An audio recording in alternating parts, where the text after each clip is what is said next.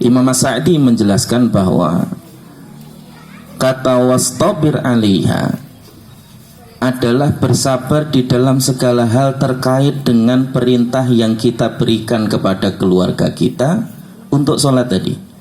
Dari bersabar di dalam memerintahkannya, bersabar di dalam mengajarkan mereka, bersabar di dalam membimbing dan mengawasi mereka, dan segala hal yang kemudian terkait dengan itu semua. Kalau tadi 2 sambutan singkat 7 menit tapi rasa tausiah, Pak.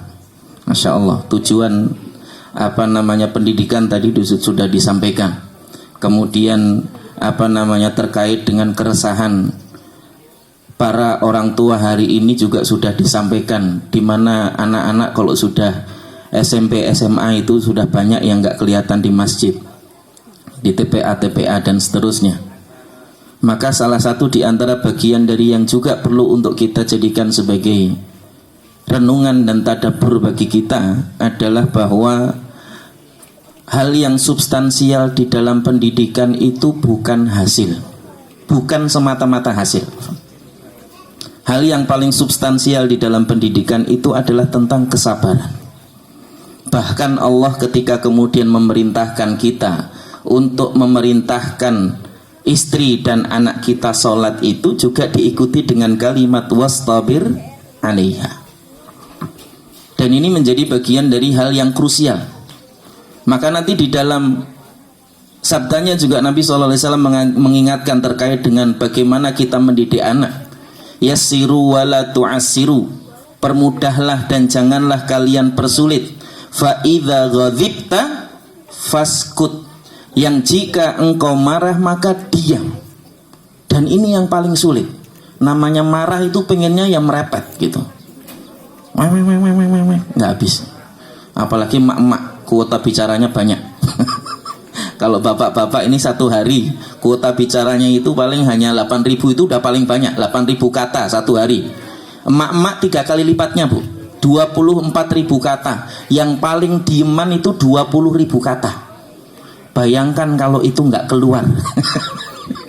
Karena kalau di dalam kuota bicara nggak ada istilah kuota hangus, nggak ada, Bu. Dia pasti akan tumpah entah kapan itu. 20.000 hari ini ditambah 20.000 besok lagi, tambah 20.000 besok lagi, tambah 20.000 besok lagi. Lah kalau diem terus nanti tiba-tiba meledak, bahaya itu. Ya. Dan ini penting untuk kita jadikan sebagai perhatian. Karena Nabi yang perintahkan itu fa idza ghadibta faskut. Kalau engkau marah maka diam. Dan memang tidak ada solusi dari marah itu yang tidak menimbulkan efek yang buruk kecuali diam. Ya.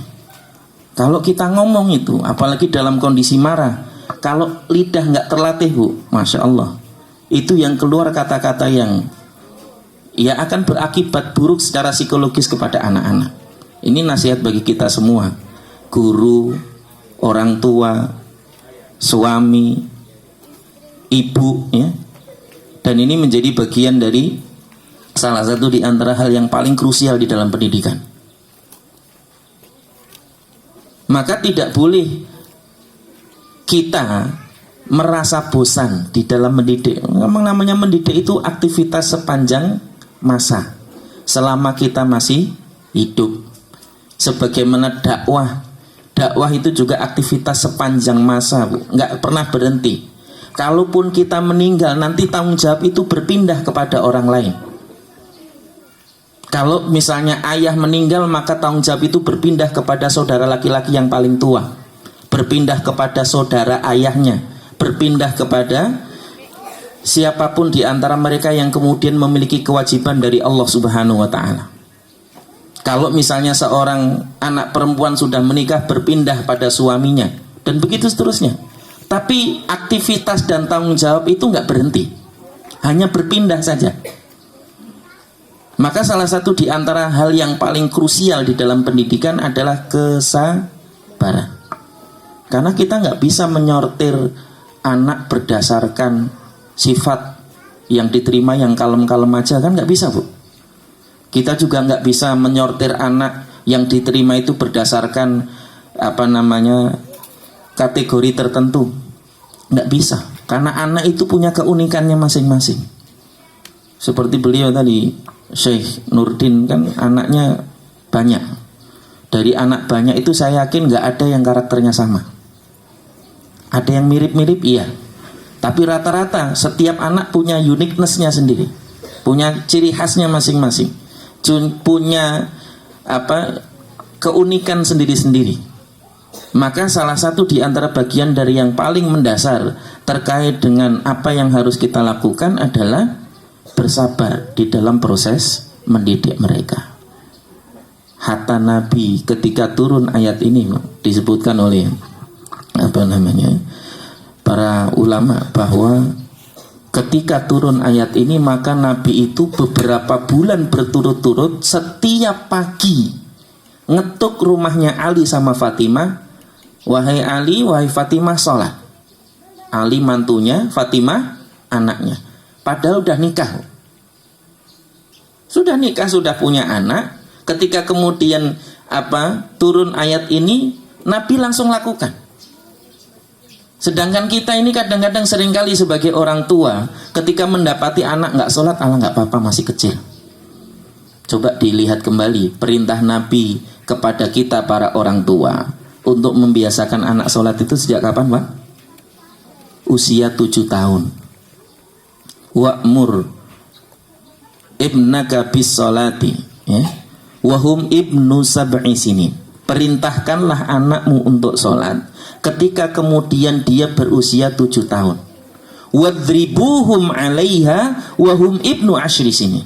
Dan pukullah mereka ketika mereka meninggalkan sholat seketika usia 10 tahun.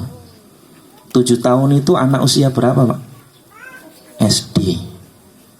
SD kelas 1 itu rata-rata 7 tahun.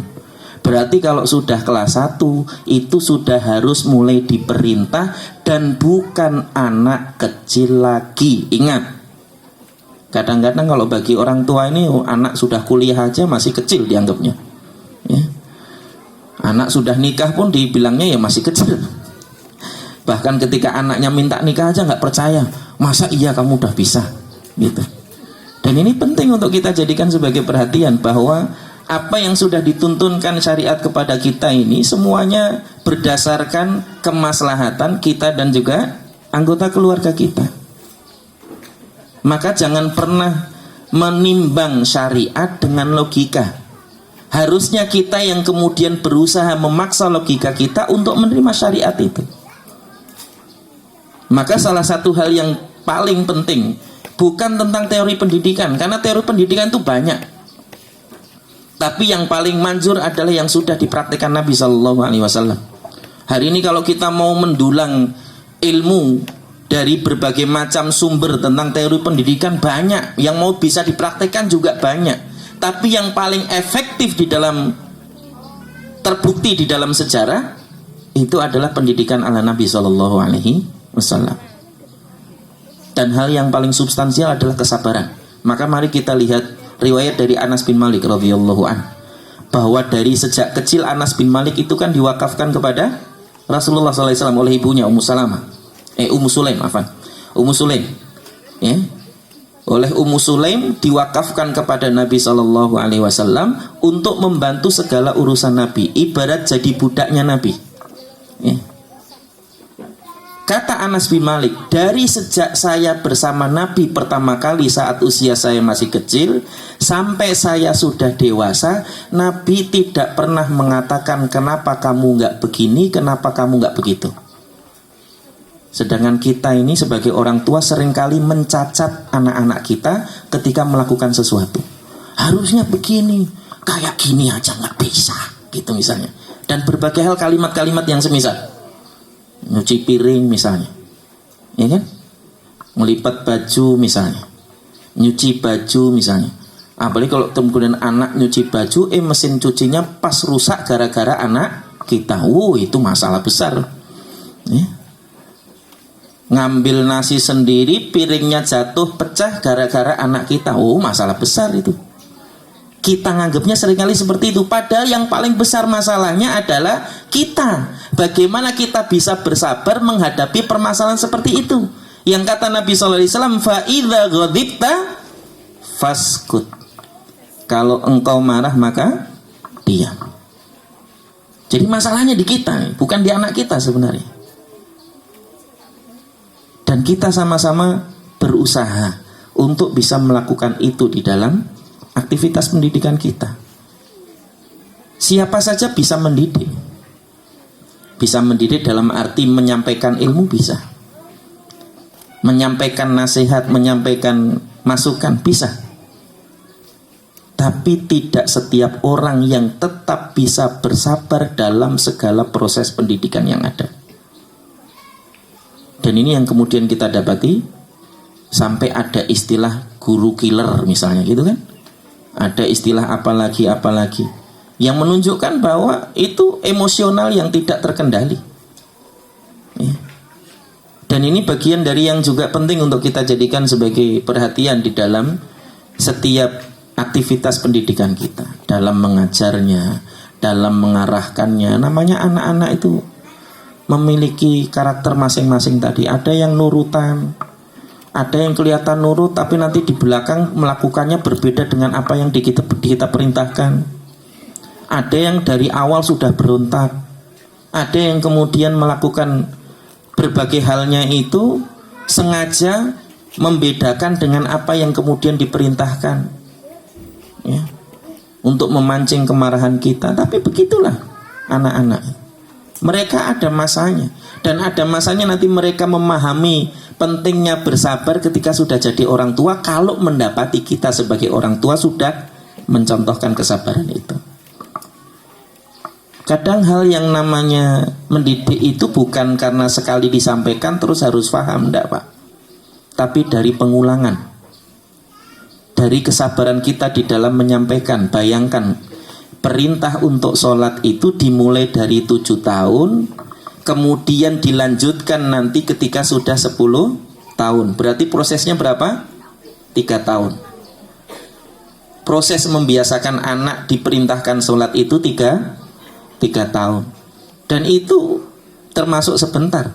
Bahkan ketika kemudian Ali dan Fatimah sudah menikah pun masih diperintahkan oleh Nabi sholat setelah turunnya ayat tadi.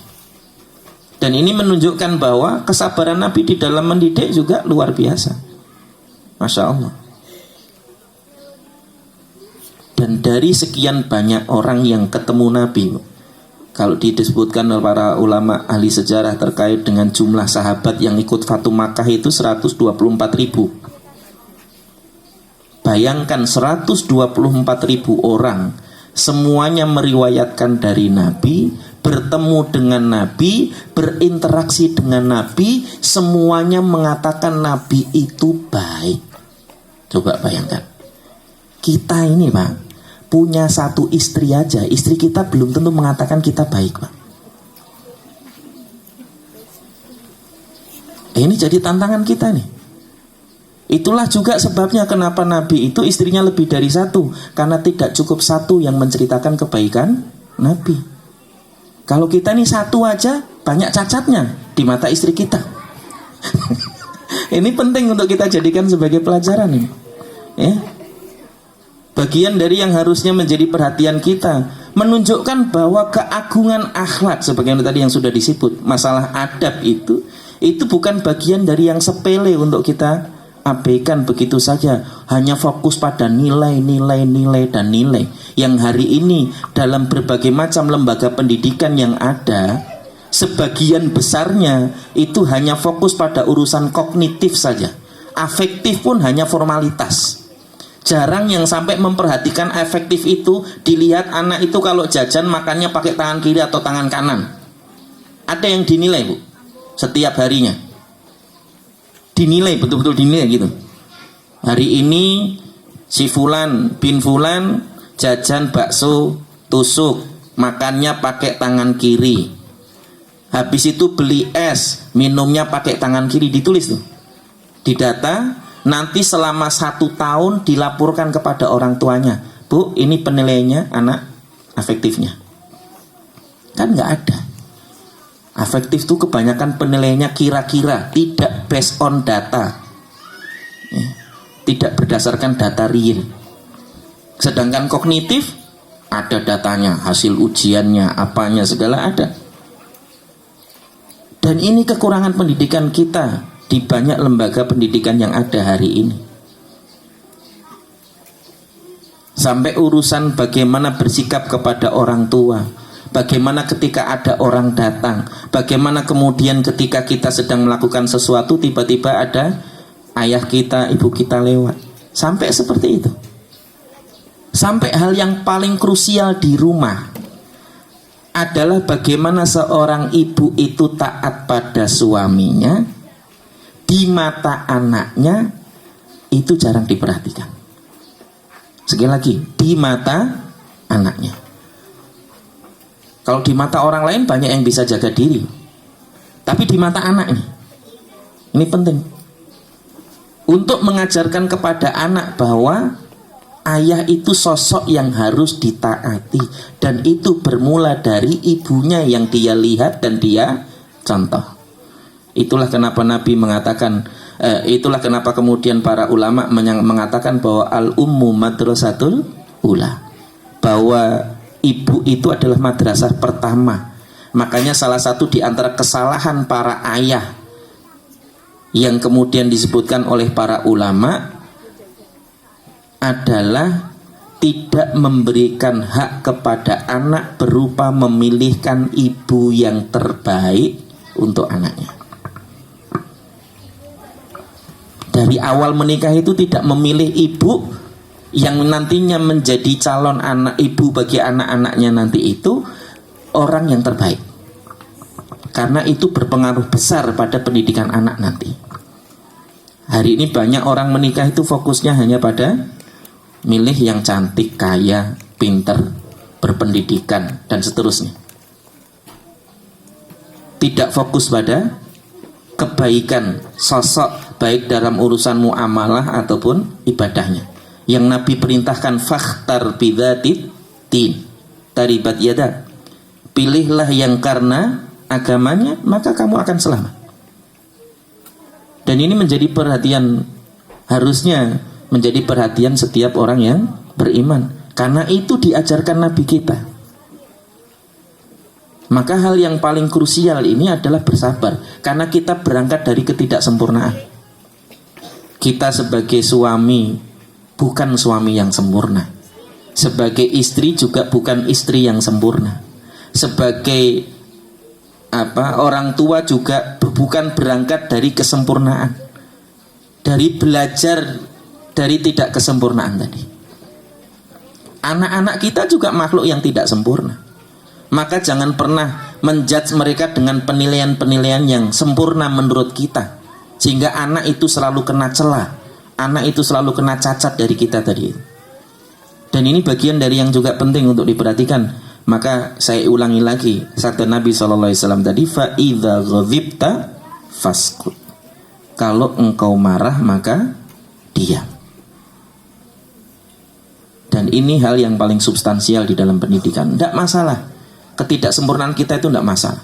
Sebagaimana banyak lembaga pendidikan yang juga tidak sempurna. Kalau kita mau mencari kita mau cari kesempurnaan nggak pernah ada, Bu. Banyak yang punya cita-cita. Banyak yang punya cita-cita. Bikin sekolah yang begini konsepnya luar biasa. Yang lebih penting itu prakteknya, Bu. Bukan cita-citanya saja. Dan ini yang kemudian paling utama. Dan untuk meraih kesempurnaan itu butuh kesabaran. Walaupun nanti sampai mati juga belum tentu sempurna. Tapi kesabaran itu menjadi salah satu di antara wasiat yang dinasihatkan oleh Nabi SAW, diperintahkan oleh Allah Subhanahu wa Ta'ala dalam segala aktivitas kita, terutama di dalam dunia pendidikan, dalam mendidik kita sebagai guru, dalam mendidik kita sebagai orang tua, dalam mendidik kita sebagai apapun itu. Dan ini menjadi bagian dari yang paling krusial untuk kita perhatikan. Dan ternyata, Bu, asbab kelanggengan dalam proses apapun itu, entah berumah tangga, entah kemudian hubungan kekeluargaan, entah kemudian hubungan kekerabatan, entah hubungan bermasyarakat dan lain sebagainya, yang paling krusial itu adalah tentang kesabaran. Berumah tangga kalau nggak sabar Pak, pisah Pak. Nih. Mendidik kalau nggak sabar mending pensiun jadi guru. Kalau kemudian kita nggak sabar jadi orang tua, udah pensiun jadi orang tua, tadi kan nggak bisa jadi masalah. Wong sudah ada anaknya. Dan ini bagian dari yang penting untuk kita perhatikan. Makanya bagian dari yang disebutkan oleh Nabi SAW ini sebagai penutup juga. Tadi sudah diwanti-wanti 30 menit Ustaz. Ini udah hampir 30 menit. Jadi Nabi SAW pernah menyampaikan dengan kalimat, khairukum man yukhalitun nas wa yasbir ala adahu. Sebaik-baik kalian itu adalah yang bergaul dengan manusia, berbaur dengan manusia, bercampur dengan manusia, berhubungan dan bermuamalah dengan manusia, dan bersabar dengan apapun tingkah mereka kepada dirimu. Karena kita bergaul dengan orang yang tidak sempurna. Pengen bergaul dengan profesor misalnya, tapi ya profesor bukan orang yang sempurna. Mungkin dia sempurna dalam kadar keilmuan yang dia jadi profesor itu, tapi dalam akhlak belum tentu. Punya profesor, guru, ahli di bidangnya, killer misalnya, ya sabar. Ya, punya anak misalnya kita sebagai orang tua punya anak, ternyata anaknya belum tentu sesuai ekspektasi kita. Sudah diajari, pengennya kita nanti kalau dia dewasa jadi dokter dan lain sebagainya, diajari matematika, diajari biologi, malah senengnya maca Quran, menghafal misalnya. Ya sudah, wong bukan aib juga, ya. Dan ini bagian dari yang juga penting untuk kita jadikan sebagai pelajaran. Jangan sampai kemudian kita, ya, hanya terkesan memaksakan sesuatu kepada anak-anak, kecuali kalau itu terkait dengan syariat. Saya bilang kenapa kecuali? Karena teori tidak boleh memaksa anak-anak itu juga nggak terpenuhnya benar. Kalau untuk syariat kadang-kadang harus dipaksakan. Puasa itu kalau nggak dipaksakan nggak pernah bisa, Bu. Yang sudah dewasa aja banyak ngeluhnya, apalagi yang masih anak-anak. Mengeluh itu manusiawi, Bu, ya. Mengeluh itu manusiawi. Tapi ingat tadi yang substansial adalah, yang paling krusial tadi adalah apa? Bersabar. Jadi kita mengajarkannya syariat juga harus bersabar. Bersabar dengan keluhannya, bersabar dengan berontakannya, bersabar dengan tantrumnya, bersabar dengan berbagai hal yang kemudian nanti akan kita temui saat kita mengajarkan syariat itu kepada dirinya. Yang tadi dicontohkan oleh Allah di dalam ayatnya adalah tentang sholatnya. Dan berbagai syariat lain sama, ya. Apalagi untuk ilmu-ilmu yang bukan syariat, maka kita juga lebih lumrahnya harus bersabar. Dan ini penting untuk kita jadikan sebagai pelajaran bagi kita, mudah-mudahan mengingatkan kita. Dan saya juga ingatkan untuk para murid kita yang hendak diwisuda hari ini, bersabarlah. Karena menuntut ilmu itu adalah aktivitas sepanjang hayat. Nabi mengatakan utlubul ilma minal mahdi ilal lahdi. Terlepas dari status hadis itu, tapi ini juga secara makna mengisyaratkan kepada kita bahwa apa yang kemudian harusnya kita pelajari itu tidak ada putusnya. Sampai kita menjadi seorang yang sudah senior secara usia sekalipun tetap belajar. Kadang-kadang belajar dari anak-anak, kadang-kadang belajar dari tetangga, kadang-kadang belajar dari guru atau yang lainnya. Dan ini menjadi bagian dari yang penting untuk kita perhatikan. Jadi sekali lagi saya ingatkan kepada anak-anak, terus belajar dan bersabar di dalam belajar, ya. Imam Syafi'i mengingatkan, barang siapa yang tidak pernah merasakan sulitnya di dalam mencari ilmu, maka dia akan sengsara mengalami kebodohan ketika sudah dewasa, ya. Imam Syafi'i itu berangkat dari ketidakpunyaan, sampai suatu ketika dia itu kalau ada majelis dia sengaja lewat mondar-mandir, lewat sana dengerin, sambil dengerin tadi yang disampaikan. Nanti udah sampai sana balik lagi ke sini, sampai bolak-balik, ya. Ketika ditanyakan kenapa kamu bolak-balik nggak duduk, saya nggak bisa bayar, Syekh. Saya nggak bisa bayar anak sekolah, sehingga saya nggak bisa bayar guru, sehingga saya nggak bisa duduk di situ. Ibu saya nggak bisa bayar guru karena kami miskin. Lalu apa yang kamu lakukan mundar mandir? Biar saya bisa mendengar apa yang guru ucapkan, jadi saya bisa belajar. Bayangkan, cuma sekedar mundar mandir kan? Kalau kita ini mundar mandir ya nggak dengar apa-apa. Ya. Imam Syafi'i itu mundar mandir hanya untuk mendengar tadi, tapi bukan nguping pembicaraan tetangga ya. Ini masalahnya, ya. Dan ini bagian dari yang istimewa dari sosok Imam Syafi'i. Sampai akhirnya kemudian ditanya, apa yang tadi kamu sudah dengarkan dari apa yang aku ucapkan? Dirapal dari awal sampai akhir, Bu. Itu persis seperti yang diucapkan oleh gurunya, nggak ada yang salah. Padahal cuman mendengar seseliweran tadi, Pak. Balik lagi, seseliweran lagi, balik lagi. Cuman kayak gitu aja. Kalau Imam Bukhari itu kalau dengar sesuatu langsung hafal, meskipun dia nggak tahu itu bahasa apa. Sampai ada kasusnya itu kan, sampai disebutkan di dalam riwayat. Imam Bukhari nggak tahu bahasa orang yang berselisih itu, tapi dijadikan saksi. Ketika ditanya oleh hakim, kamu tahu apa yang mereka katakan? Nggak tahu. Tapi saya hafal apa yang dikatakan si A dan si B dari awal sampai akhir. Disampaikan ulang dari awal sampai akhir. Masya Allah, Imam Bukhari. Ya. Jadi karena sosok-sosok yang istimewa tadi itu berangkat juga dari ketidaksempurnaan tadi, tidak ada kemustahilan bagi kita untuk meraih sesuatu yang berharga nanti ketika dewasa, kalau kita punya keinginan yang kuat. Maka bersabarlah. Bersabarlah di dalam menuntut ilmu. Ingat, lulus SD itu bukan akhir, itu masih awal. Namanya aja sekolah dasar. Ini masih dasar, masih ada intermediate-nya, masih ada expert-nya, masih ada yang lebih tinggi dari itu. Yang Allah mengingatkan, wa